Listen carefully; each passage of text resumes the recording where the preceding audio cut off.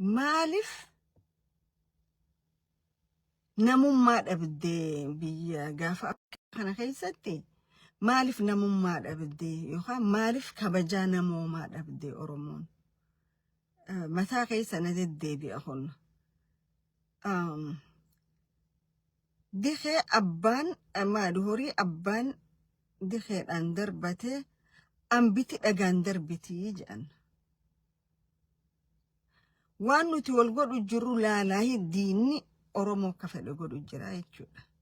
Diina biyya ollaatii miti kan keessa jirulleetu Oromoo kennite tiriit godhu jiru ni agarra jechuudha.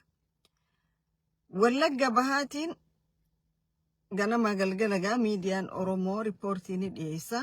Miidiyaa riippoortuma dhiyeessu ka ummataan ka afalmadhaan jenne ni qabne hedduu miidiyaalee afaan Oromoo dubbatu jechuudha. Wallagga bahaa kana keessatti waan faannoon godhu jirtu laallee agarra. Kaaba shaggar kanattis waan jarri godhu jiru laallee agarra. Naannoo baha Oromiyaa kanatti waan fiinxaalleeyyiin warra Soomaalii godhu jiru ni agarra. Naannoo Hargeysaatti arraa fi halee waan Oromoo ragaa jiru ni agarra. Laata ni dhokannamo Oromoo matana jalaa dhokannamo mormoo ol qabanneeti falmanna.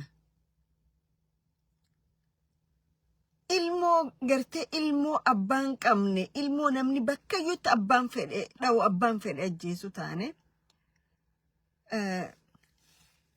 engaddama fakkeenya obboleessa keenya tokko Somaalilaand irraa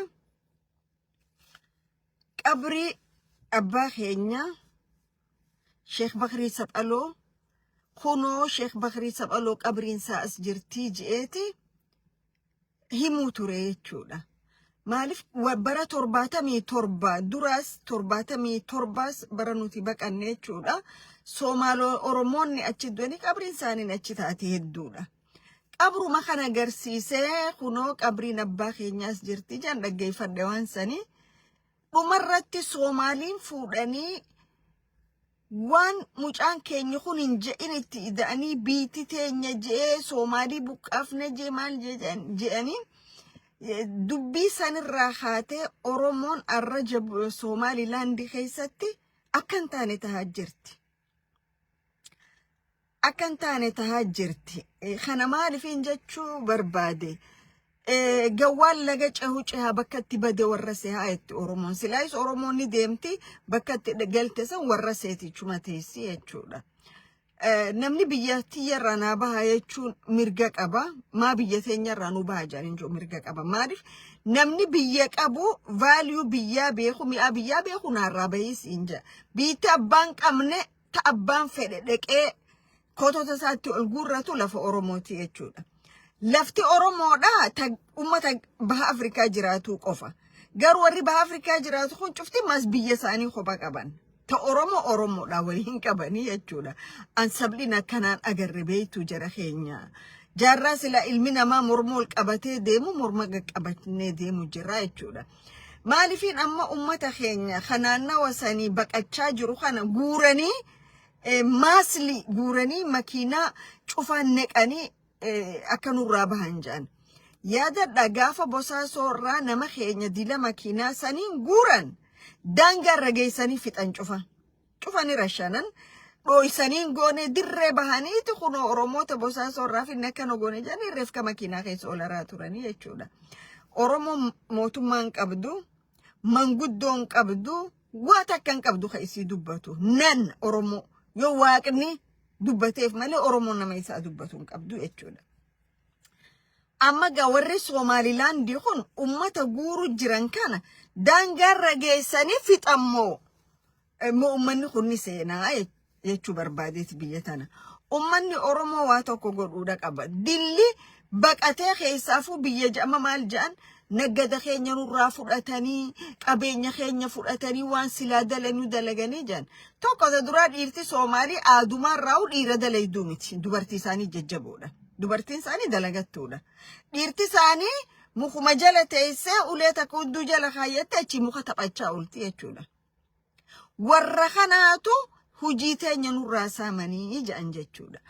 Ammoo gaafa 91 warri akka biyya addunyaa tani cufa keessa facee isaan kana jechuudha. Arra biyya teenya keessa hedduutu jira. Oromoon guyyaa tokko ijaamtuudhaan hin laalle jechuudha. Biyyoota faranjiitis biyya ollaatis akka ifi biyya namaan dhayneetti riyaakti godhanii ummata isaan keessa jiraatu irratti kana godhuu qaban. Bulchaan biyyichaa nafne, head of military nafne, durriyoonni karaa keessaa nafne interview godhanii akkatti Oromoo irra dhaadatan arkaa turtanii jechuudha. Kanumaan wal qabatee yeroo tokko mucaa keenya tokko naannawa sanii dalaga naannawa Hargeysaa san makiina dhiqaa namni tokko makiina irraa dhiqatee atika ta'ettu namni Soomaalii san du'e duuna mucaa keenya kana qabanii qabnaan gumaa miliyoon 3 fi cinaa gaafatanii jechuun 35,000 biyya tanaa gaafatanii warri gaafas gumaa san fuudhee dhaqee mucaa keenya san gara biyyaa deebisanii beekan. Arra garuu dirree dhawaa keessatti intalti Oromoo talakkuu garaa qabdu. Rasaasa fiinxalleeyyii warra kanaatiin ajjeefamteeti maaltu du'e nama moo saree du'een jenneen jechuudha. Gaafa Oromoon dudubbachuu jalqabdu yuutuubaroota ministeerota ruuza bilchaatee tokko jira dirree dhawaa tana keessa ministeerota uteelumarra dhaqee waa nyaachaa oolu tokko ministeera ruuzaa mucaa jedhaniin tokko odoo mataa horii nyaatu mataan isaa guddate tokko. 100,000tti kannanii gumaa geessii jedhaniin kun qaanii guddaadha sabliin Oromoodhaaf. Du'aan siniin jedha. Kanarra maaltu ta'a lubbuun tun dhugaan hin galleef maatiidhaaf maatii warra naasiyaatiif abbaan ajjeese seeratti hin dhiyaanne waa tokko inni godhate hin jiru jechuudha. Kana maal godhan wallisaa Soomaalii tokko Kanadaarraa Magdishoo dhaqe. Magdishoo dhaqnaan inni kun warra Jabuutiiti Isa. Aadan Faarax bulchiinsa dirree dhawaa ergee xalayaa wallisaan keenya Hargeysa Magdishoo dhaqe san akka lafa teenya dirree dhawaa lafa Isaatirra dhufee agarsiisu haala mijjeessaa fi jeen arra dirreen dhawaan itti jirtu laala. Odoo dhiini isaan ganneqan bakka dharkatin maal nu gootanii jedhanii dhiiga lafti sanin goggogirran irratti dirdabe iyyaa iskale Isaa iskale jedhanii dhiichisaa jiranii jechuudha. Oromoo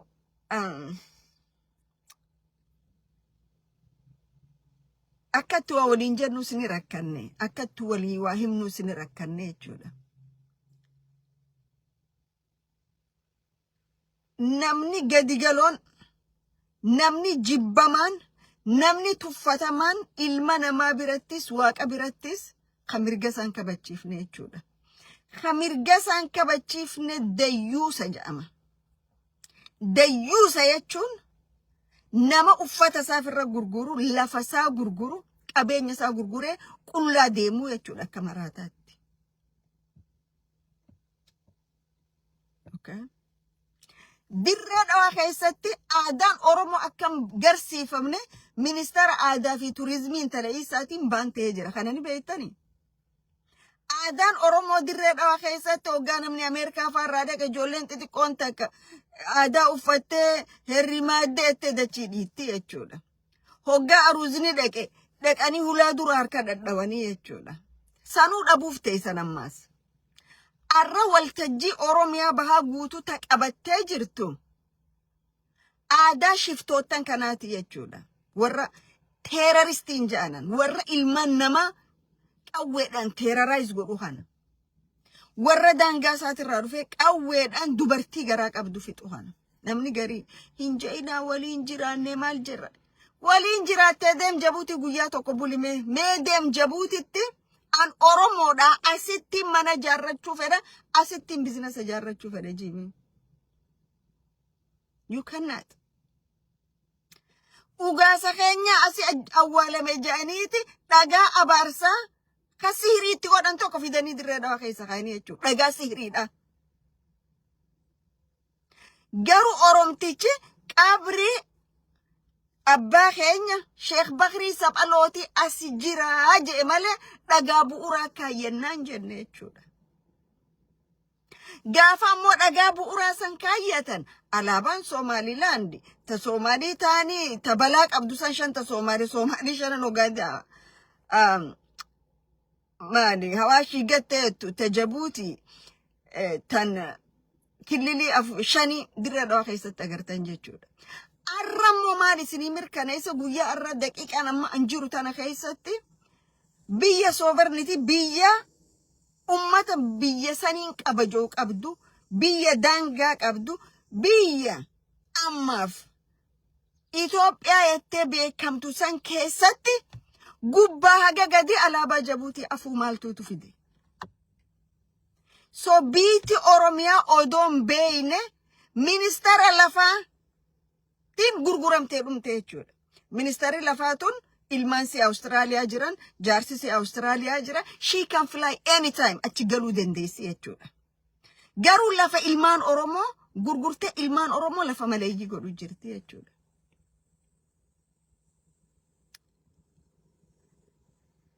Joolleen waan opinion tun tokko ta duraa siyaasan beektu opinion. Opiduu marraay maal taate bilisiginnaa taate dureeni siyaasaan beekan waan ni turan maali galchituudha turan jalqabumaa jechuudha. Nami galchituu raayi odoo leenjiin gara na dhufanii jechuudha. Soodhama biyyaa hin beekan wanni isaan beekan hannuma TPLF barsiise san beekanii jechuudha. Lafa Oromoo gurguratanii hatu haadha Oromoo ajjeesu nama ukkaamsanii milyoonaan gaafachuu. Okay. Amma kana cufa maaltu fide? Warri Soomaalii kun ifiifuu milishiyaan isaaniitu gatii isaaniin kennitu isaan fixaa oolti. Nuti yoo fidnees qarshuma 100 afaan qabsiifnaa jedhan hangan takka Oromoo tuffatan. Arra Oromiyaa cufa hin jedhu hume dhiisa.